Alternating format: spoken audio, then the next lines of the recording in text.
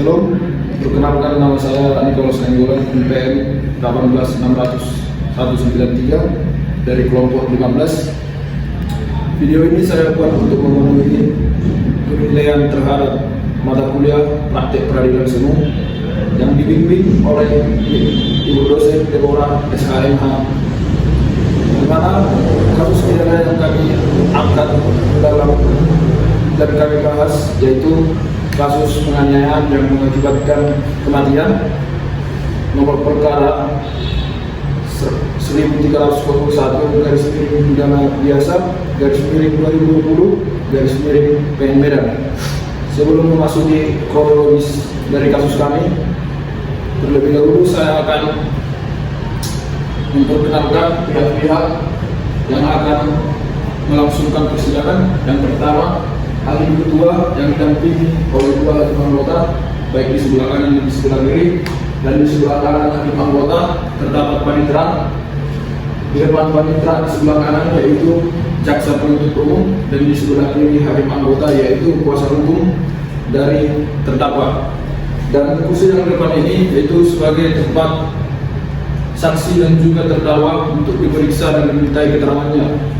Baik, selanjutnya kronologis dari perkara yang kami bawa yaitu bahwa terdakwa Mahyudi, saudara Musalim dan saudara Abu Salim pada hari Selasa tanggal 29 Januari 2020 sekira pukul 2 WIB atau setidak-tidaknya masih dalam bulan Januari atau di tahun 2020 bertempat di Jalan Pasar Baru nomor 14 Kelurahan Titik Rantai, Kecamatan Medan Baru, Kota Medan, di depan Cafe Miace, bahwa pada tanggal 29 Januari 2020 pukul 2 WIB korban Adibangun memasuki Cafe Mi Delicious, yaitu kafe yang dimiliki oleh terdakwa, dan memesan sebungkus nasi goreng.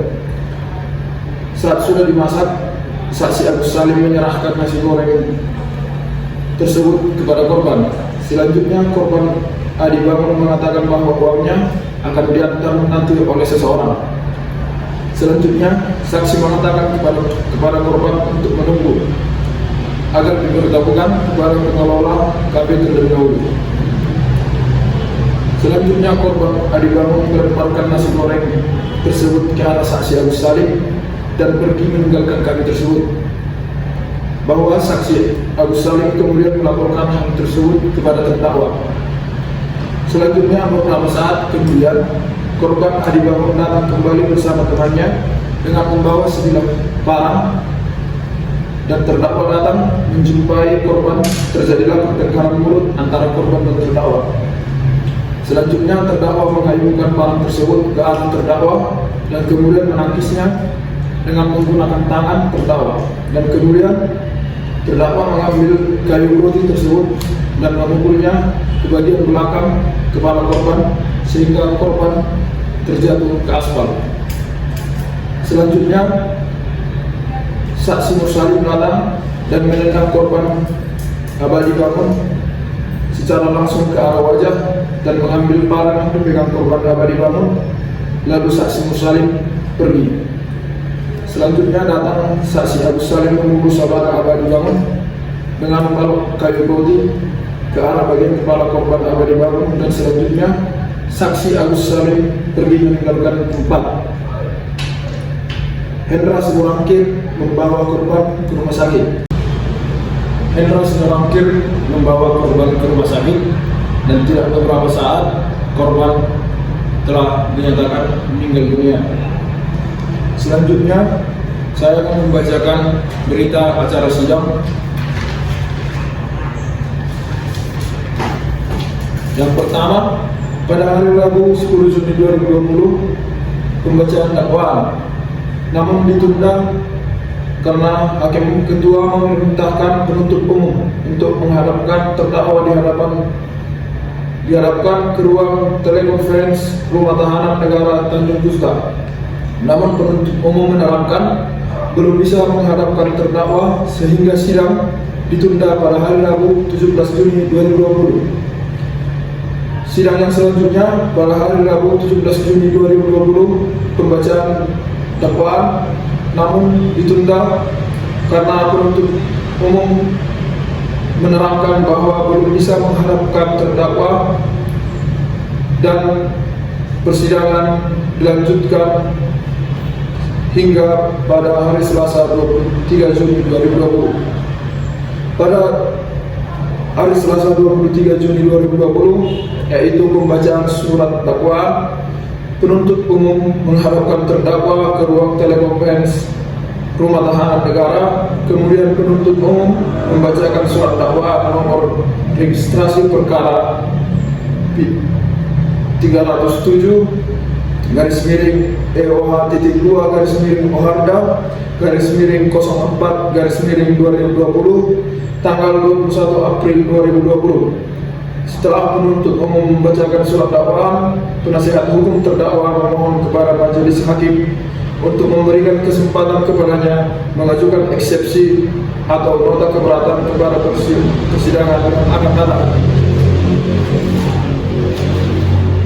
Sidang lanjutan pada hari Selasa 30 Juni 2020, yaitu pembacaan eksepsi penasihat hukum, namun ditunda karena tidak dapat menghadapkan terdakwa, sehingga majelis hakim menunda dan menetapkan sidang berikutnya pada hari Rabu 1 Juni 2020. Sidang pada hari Rabu 1 Juli 2020 yaitu pembacaan eksepsi penasihat hukum terdakwa. Terdakwa dihadapkan penuntut umum ke ruang telekonferensi Rumah Tahanan Negara Tanjung Gusta. Kemudian penasihat hukum terdakwa membacakan eksepsi.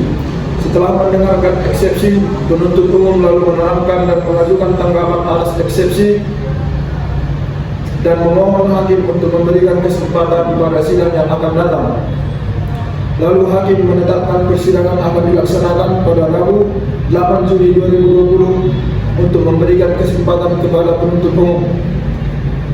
Pada sidang lanjutan 8 Juli 2020, yaitu pembacaan tanggapan dan atas eksepsi, terdakwa dihadapkan penuntut umum. Kemudian penuntut umum membacakan tanggapan untuk memberikan kesempatan kepada majelis hakim untuk membuat putusan sela.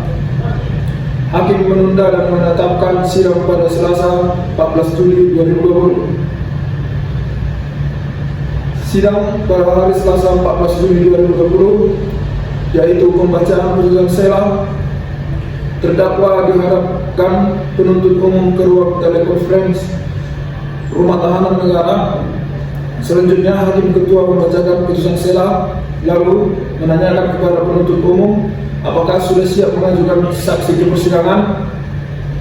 Penuntut umum menerangkan bahwa saksi berhalangan untuk hadir. Maka penuntut umum memohon pada majelis hakim untuk memberikan kesempatan kepadanya untuk mengajukan pada persidangan yang akan datang. Baik, selanjutnya pada sidang Selasa 21 Juli 2020, yaitu pemeriksaan saksi-saksi dan penuntut umum. Terdakwa dihadapkan penuntut umum ke ruang telekonferensi Rumah Tahanan Negara. Penuntut umum menghadapkan 3 orang saksi di persidangan, yaitu saudara Henry Capri Simorangkir, yaitu keponakan dari terdakwa, Joyce Paulina Borubangun, anak dari korban, Eva Bursiombing, istri dari korban.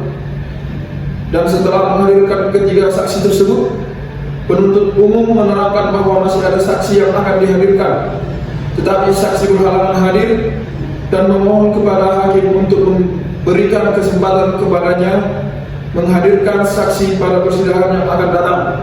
Baik sebelum saksi memberikan penjelasan atau keterangan yang akan diperiksa oleh hakim, sebelum memberikan kesaksiannya, para saksi akan disumpah terlebih dahulu. Saya akan menampilkan slide tentang isi sumpah dari para saksi.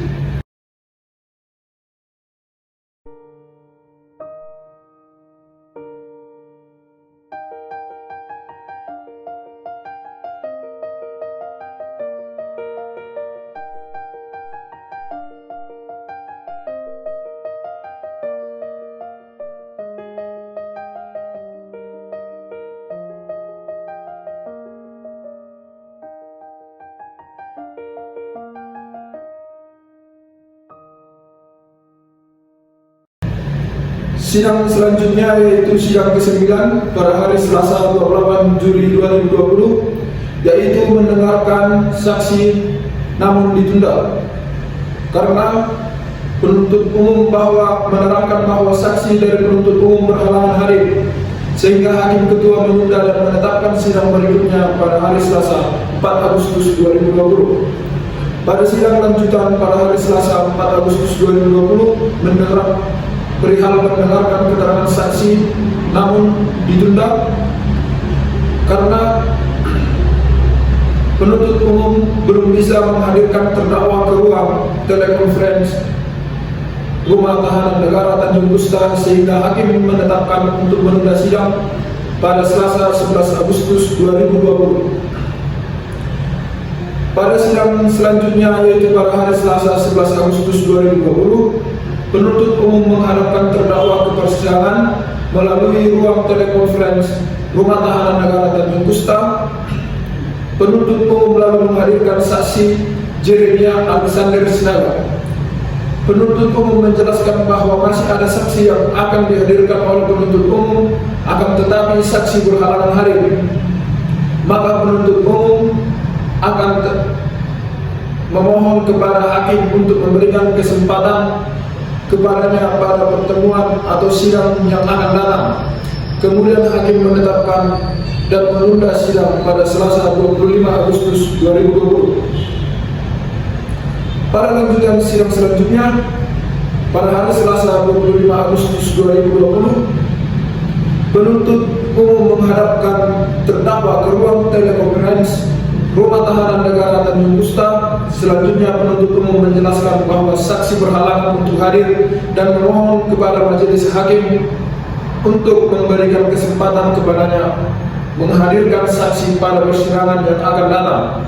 Kemudian Hakim Ketua menunda dan menetapkan sidang berikutnya pada Selasa 22 September 2020. Sidang yang ke-13 pada hari Selasa 22 September 2020 yaitu perihal mendengarkan keterangan saksi penuntut umum.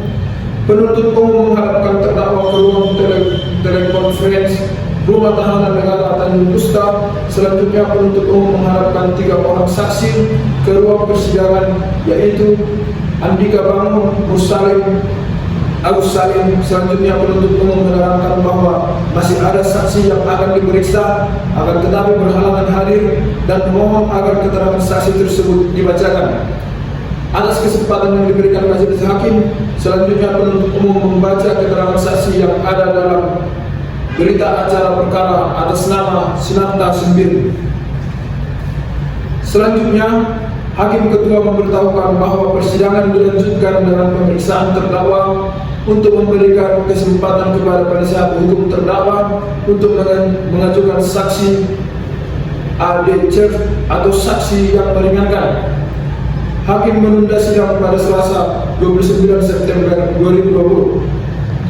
Sidang pada Selasa 29 September 2020 perihal mendengarkan keterangan saksi penasihat hukum terdakwa. Penuntut umum mengharapkan terdakwa ke ruang telekonferensi Rumah Tahanan Negara Tanjung Gusta, dan penasihat hukum terdakwa mengharapkan 2 orang saksi, yaitu Muhammad Afzal Roy dan Roy Herianto. Selanjutnya Hakim Ketua menerangkan bahwa pemeriksaan dalam perkara ini sudah selesai. Kemudian Hakim Ketua memberikan kesempatan kepada penuntut umum untuk mengajukan tuntutan pidana. Untuk memberikan kesempatan kepada penuntut umum mengajukan tuntutan pidana, Hakim Ketua menunda sidang sampai pada hari Selasa 6 Oktober 2020. Lanjutan sidang ke-15 pada hari Selasa 6 Oktober 2020 perihal pembacaan tuntutan namun ditunda karena penuntut umum tidak bisa mengharapkan terdakwa. Selanjutnya Hakim Ketua menunda sidang pada Kamis 8 Oktober 2020. Lanjutan sidang pada hari Kamis 8 Oktober 2020, penuntut umum mengharapkan terdakwa ke ruang telekonferensi Rumah Tahanan Negara Tanjung Gusta.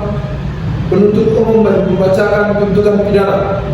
Terhadap tuntutan tersebut, Penasihat hukum terdakwa akan mengajukan nota pembelaan dan memohon kepada majelis hakim untuk memberikan kesempatan kepadanya untuk mengajukannya pada persidangan yang akan datang. Kemudian Hakim Ketua menunda dan menetapkan sidang pada Selasa 13 Oktober 2020. Sidang yang ke-17 pada hari Selasa 13 Oktober 2020 yaitu perihal pembacaan nota pembelaan. Terdakwa dihadapkan penuntut umum ke ruang telekonferensi Rumah Tahanan Negara. Selanjutnya penasihat hukum membaca nota pembelaan tersebut. Penuntut umum menerangkan dengan tuntutannya untuk memberikan kesempatan kepada majelis hakim untuk bermusyawarah.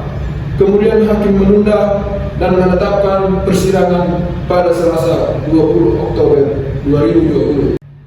Baik, pada lanjutan sidang ke-18 Selasa 20 Oktober 2020 perihal pembacaan putusan, penuntut umum mengharapkan terdakwa ke ruang telekonferensi Rumah Tahanan Negara Tanjung Pusta. Kemudian Hakim Ketua membacakan putusan perkara pidana nomor 1301 pidana biasa 2020 Pengadilan Negeri Medan mengadili 1. Menyatakan terdakwa Mahyudi telah terbukti secara sah dan meyakinkan bersalah melakukan tindak pidana secara bersama-sama melakukan penganiayaan yang mengakibatkan kematian. Kedua, menjatuhkan pidana terhadap terdakwa tersebut dengan pidana penjara selama 1 tahun dan 8 bulan. Yang ketiga, menetapkan masa penangkapan dan penahanan yang telah dijalani terdakwa dikurangkan seluruhnya dari pidana yang dijatuhkan. Yang keempat, menetapkan terdakwa tetap berada dalam tahanan. Yang kelima, menetapkan barang bukti berupa 1 buah celana jeans panjang warna hitam merek Ovi. Yang kedua, 1 buah celana dalam warna merah. Yang ketiga, 1 buah tali pinggang warna hitam dikembalikan kepada Eva Borus Hombing. 1 bilah parang yang bergagang dan ujungnya runcing dan tajam dipergunakan dalam perkara mursalin. 1 buah balok kayu roti dipergunakan dalam perkara Agus Salim dan membebankan kepada terdakwa membayar biaya perkara sebesar Rp5.000. Sidang ditutup.